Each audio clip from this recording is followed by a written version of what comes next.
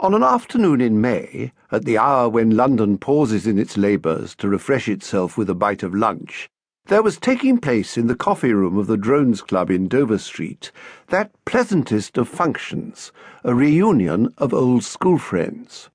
The host at the meal was Godfrey Lord Biskerton, son and heir to the 6th Earl of Hodsdon. The guest, his one-time inseparable comrade, John Beresford Conway.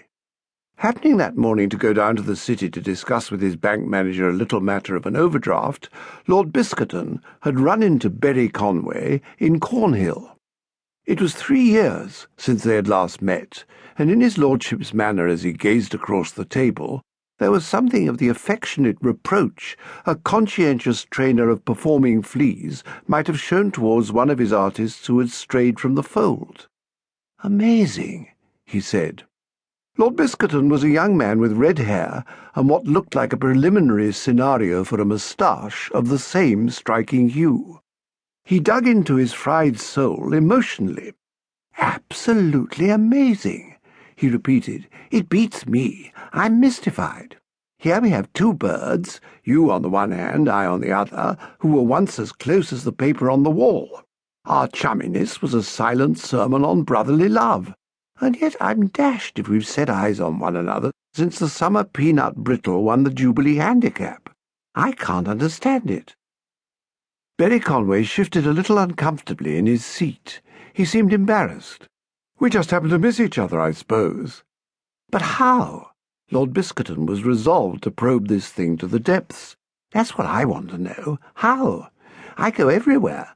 Races, restaurants, theatres, all the usual round. Seems incredible that we haven't met before. If you ask most people, they'll tell you that the difficult thing is to avoid meeting me. Poisons their lives, poor devils. 'Oh, my sainted aunt,' they mutter, 'you again,' and they dash down side streets, only to bump into me coming up the other way. Then why should you have been immune?" "Just the luck of the Conways, I expect." "Anyway, why haven't you looked me up? You must have known where I was. I'm in the phone book." Berry fingered his bread. "I don't go about much these days," he said. "I'm living in the suburbs now, down at Valley Fields." "You aren't married, are you?" asked Lord Biskerton with sudden alarm. "Not got a little wife or any rot of that sort?" "No, I live with an old family retainer. She used to be my nurse, and she seems to think she still is," said Berry, his face darkening. "I heard her shouting after me as I left the house this morning, something about had I got on my warm woolies."